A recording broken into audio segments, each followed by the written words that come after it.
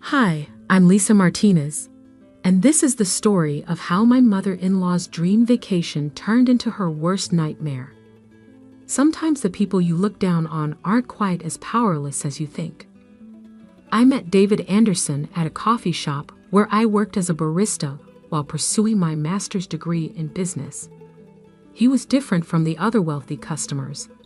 Kind, genuine, and never made me feel less worthy because I was serving coffee. When we fell in love, I thought I'd found my fairy tale ending. Little did I know, his mother Eleanor would make it her life's mission to break us up. Eleanor Anderson wasn't just rich. She was old money wealthy, the kind who considered anything less than a private jet to be slumming it. From day one, she made it clear that a coffee girl wasn't welcome in the Anderson family. Darling, she'd say to David while I was right there, remember the Rothschild girl? She just got back from Paris, still single. But David stood by me, and we got married in a simple ceremony that Eleanor deemed embarrassingly quaint. For 3 years, I endured her constant belittling. At every family gathering, she'd make subtle digs about my background. "Oh, Lisa dear, is that dress from a department store?" Or, "How fascinating that you used to serve coffee. It must be so nice to never have to work again." What Eleanor didn't know was that while I was making coffee and studying, I'd also been investing in cryptocurrency since its early days. Those investments had grown into a fortune that would make even the Andersons look middle class. But I kept quiet, living simply and reinvesting my profits. David knew about my wealth, but respected my desire to keep it private. The breaking point came during the planning of the annual Anderson family vacation. Every year, Eleanor organized an extravagant trip for the entire extended family, a tradition she used to showcase her wealth and control over the family. This year's planning dinner was held at Eleanor's mansion. As everyone gathered in her opulent dining room, she unveiled her grand plan. "I've arranged something special this year," she announced, practically glowing with self-importance. "I've booked the entire Royal Pearl Island resort for 2 weeks. Private beaches, personal chefs, helicopter tours, only the best for the Andersons." The family oohed and awed appropriately. Royal Pearl was one of the most exclusive private island resorts in the Maldives, normally reserved years in advance.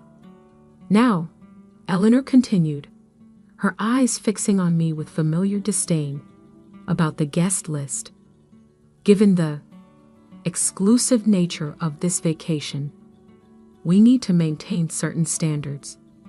I knew what was coming even before she said, "Lisa dear," she said with false sweetness, "I'm sure you understand that this sort of vacation requires a certain refinement.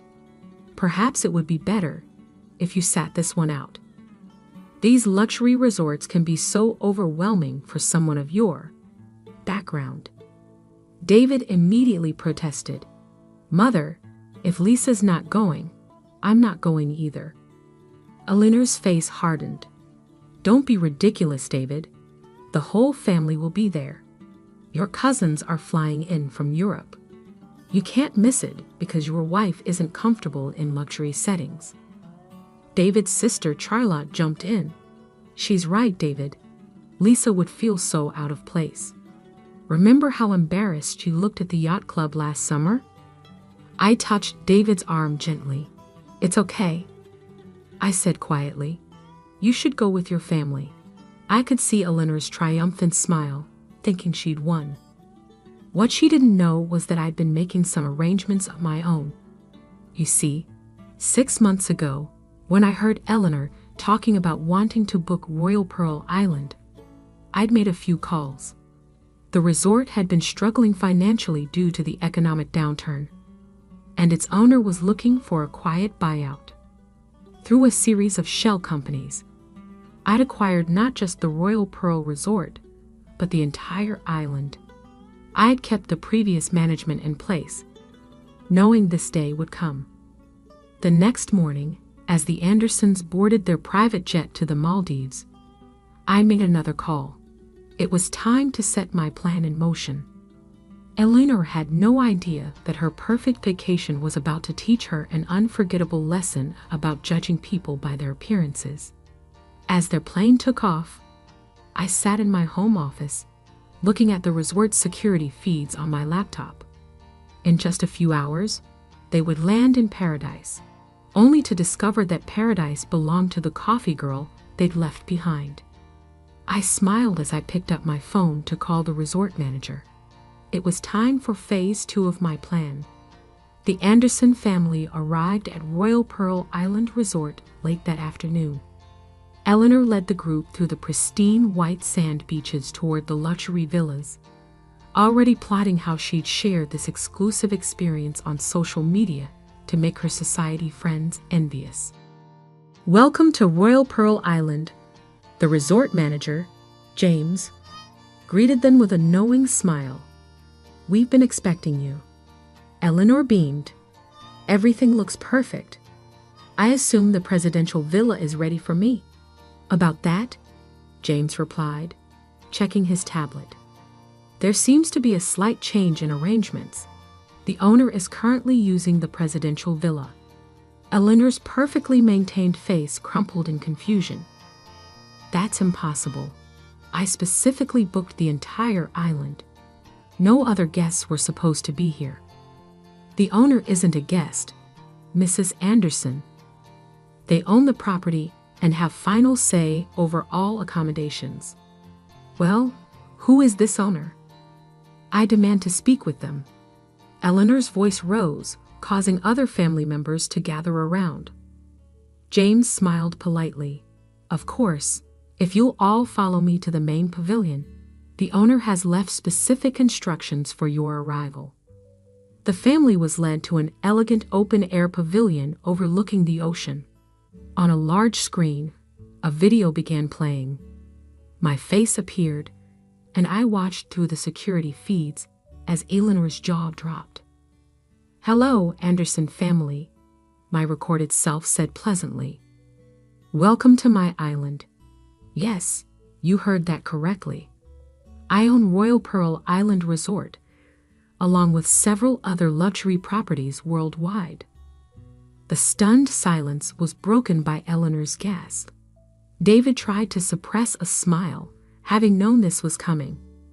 "You see," I continued on screen, "while you were busy judging me for making coffee and assuming I couldn't afford luxury experiences, I was building an empire. That coffee girl you left behind, she's worth more than the entire Anderson fortune combined." Eleanor collapsed into a chair, her designer purse falling to the ground. Charlotte's face had turned an interesting shade of green. "Now, about your accommodations. Eleanor, you'll be staying in our economy villa. It's quite basic by your standards. But as you said, some people need to learn their place. The rest of the family can choose from our standard rooms." "This is outrageous," Eleanor shrieked. "I paid for the presidential villa." "Your deposit has been refunded," James informed her smoothly. "The owner's decision is final." The video continued. "Oh, and Eleanor? Remember how you said luxury resorts can be overwhelming for someone of my background? Let's test that theory. I've arranged for you to work as a server at the beach bar during your stay. Consider it a learning experience about judging people based on their jobs." Eleanor's face contorted with rage. "I will not. Do you know who I am?" "Yes," James replied calmly. "You're the mother-in-law of our owner, who has left strict instructions. If you don't wish to comply, you're welcome to leave. Though the next flight out isn't for 3 days." What followed was chaos. Eleanor threatened lawsuits, demanded phones, which mysteriously had no signal, and even tried to arrange for a private helicopter, all unavailable, by my orders. For the next 2 weeks, The mighty Eleanor Anderson served drinks to her own family members, wearing the standard staff uniform she'd so often mocked. Every time she delivered a cocktail, the server badge gleamed with her name. Eleanor, trainee. But this isn't just a story about revenge. On their last day, I arrived at the island. Eleanor was serving at the beach bar, her designer clothes replaced by the simple staff uniform. Her carefully maintained appearance wilted in the tropical heat. "Having fun?" I asked, sitting at the bar. She stared at me, her anger seemingly replaced by exhaustion. "Why did you do all this?" "Because you needed to learn that worth isn't determined by background or bank accounts," I replied. "Every person who served you a drink, cleaned your room, or cooked your meals is a human being deserving of respect." Tears formed in her eyes. I never thought about it that way." "I know," I said softly. That was the problem. From that day forward, Eleanor Anderson was a changed woman. The experience of walking in someone else's shoes literally transformed her perspective. She started a foundation providing educational scholarships to service industry workers, and yes, she finally learned to treat people with respect regardless of their job or background. These days, our family dinners are different. Eleanor asks the serving staff about their lives and dreams. She remembers their names and stories. Last Christmas, she even insisted on serving dinner herself, saying it helps her stay grounded. The Royal Pearl Resort? It's still mine, but now it runs a unique program where privileged individuals can experience working in service positions. Eleanor helps run it, sharing her story as a cautionary tale about prejudice and pride.